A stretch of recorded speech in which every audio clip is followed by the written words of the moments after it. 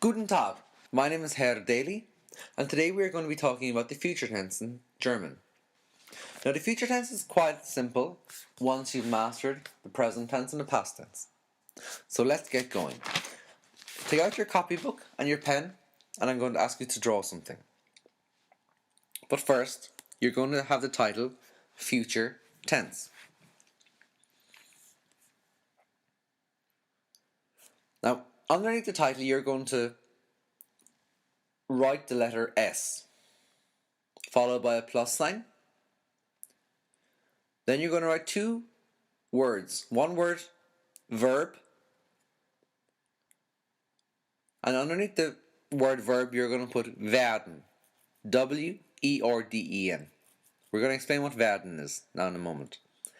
You're going to put the words verb and werden in a circle.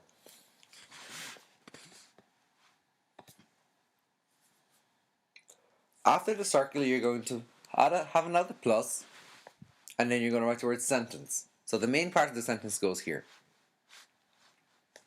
After sentence, you're going to have plus again. And then you're going to write, after the plus, verb with en ending. And you're going to underline the word en. Okay? Can you remember what S stands for from the previous podcasts on sentence structure? S is the subject of a sentence. So, for example, ich, followed by the verb werden. But we need to learn the list for werden before we can use it. So that is what we're going to do now. So write down werden as your next title, and we're going to go through the list. The future tense in German is made up of the word werden, which means to be, but in the future. So here we go. The list is as follows. Ich werde. So ich, I-C-H, werde, W-E-R-D-E. Zum Beispiel, for example, ich werde ins Kino gehen. I will go to the cinema. Note in this construction, as per the structure diagram we did at the start, ich werde, ich is a subject,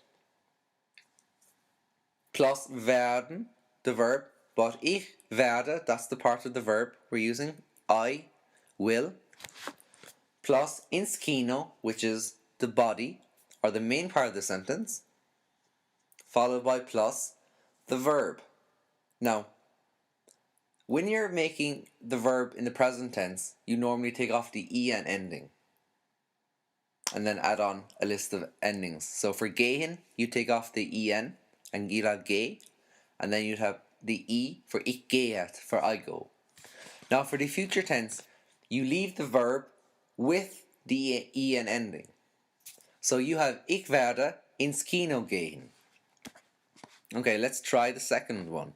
You will go to the cinema. Du, du, wirst, W-I-R-S-T, ins Kino. And how do you say the verb at the end? Gehen. So it has the en ending. It does not change. Okay, let's try the next one. For er, sie, or es, he, she, or it, we've wird, W-I-R-D, einen Apfel essen. So he or she will eat an apple. Or the next one. We will help our mother. Wir werden, so W-I-R for wir, werden, W-E-R-D-E-N, unserer Mutter helfen. Okay, the next one. Ye will travel to Germany.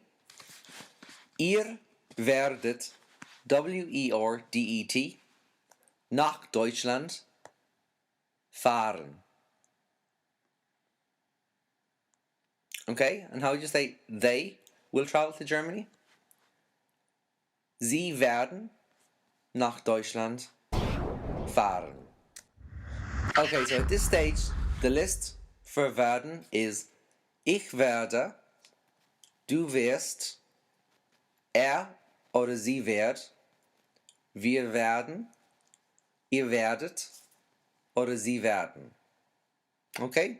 So it's useful if you get your biro and put a big circle around werde down to werden so that it stands out on the page for you. Now, I'm just going to explain a little bit between the difference between the future and the present tense. Ich gehe ins Kino means I am going to the cinema.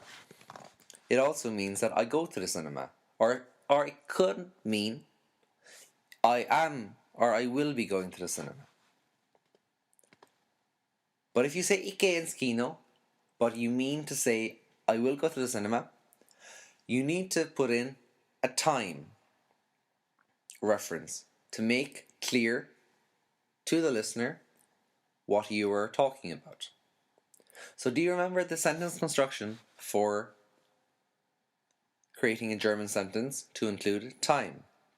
Ich gehe ins Kino. Write that down in your copybook. Ich gehe ins Kino. And I want you to label it. What is the subject? What is the verb? And is there any time? Is there any manner? Or is there any place? If you are unsure what I'm talking about, look back over the German podcast on sentence structure. Okay, so ich is the subject, gehe is the verb, and ins Kino is the place where you're going to. So you need to insert the time, which is am Samstag.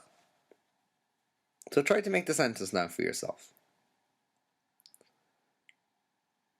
What did you get? Ich gehe am Samstag ins Kino. I go to the cinema on Saturday.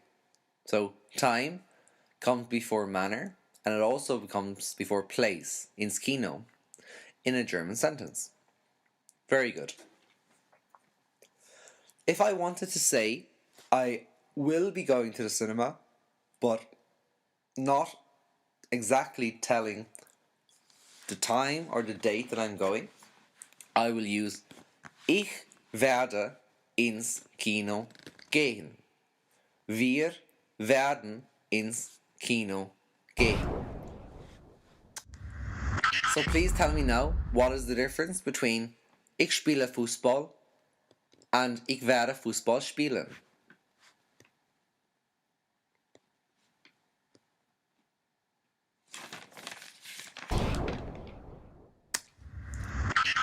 Okay, now I'm going to talk about one error that a lot of students make in their examinations, or even speaking in general, that needs to be forgotten or needs to be fixed straight away. I will in German is ich werde. ICH and then werde, W-E-R-D-E.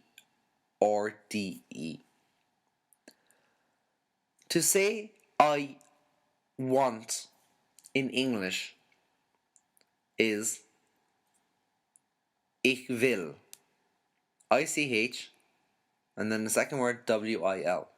L.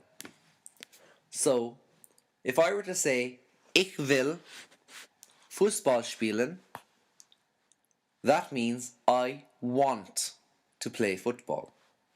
It does not mean I will play football. What is I will play football? Ich werde Fußball spielen. Another error students normally make is when referring to days of the week or time. What small word do we use beginning with A before days of the week? For example, Montag, Dienstag, Mittwoch, Donnerstag, Freitag, Samstag, Sonntag. What word beginning with A do we use? Am. A-M. What small word do you use before time, beginning with U? For example, 4 Uhr, 5 Uhr, 6 Uhr, 7 Uhr, 8 Uhr, 9 Uhr. We use the word U-M.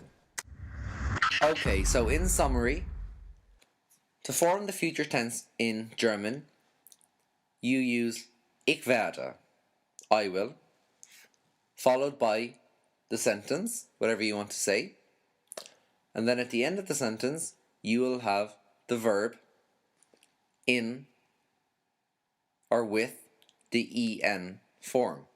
So, ich fahre nach Deutschland becomes, tell me what it becomes.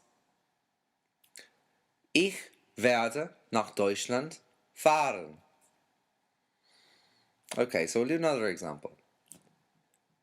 Du fährst nach Frankreich. You travel to France. What will that be in the future tense? Du wirst nach Frankreich fahren. He or she is traveling to Spain. Er or sie fährt nach Spanien. What is that in the future tense? Er or sie wird nach Spanien fahren. Okay, so we'll do one more. We travel to Ireland. Wir fahren nach Irland. What is that in the future tense? Wir werden nach Deutschland fahren. Now, just to test you, I'm going to ask you to write down Ich werde nach Deutschland fahren. Now, I want you to write down I will travel to Germany on Friday.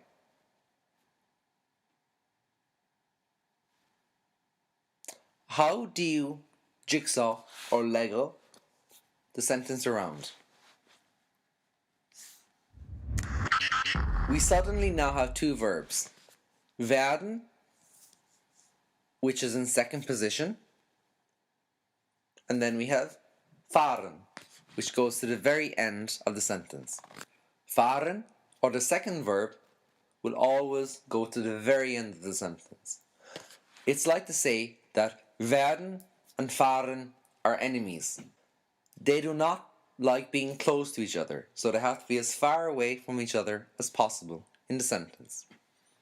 Okay, so because fahren is all the way at the end of the sentence, because he or she doesn't like being beside werde, werde is now in second position.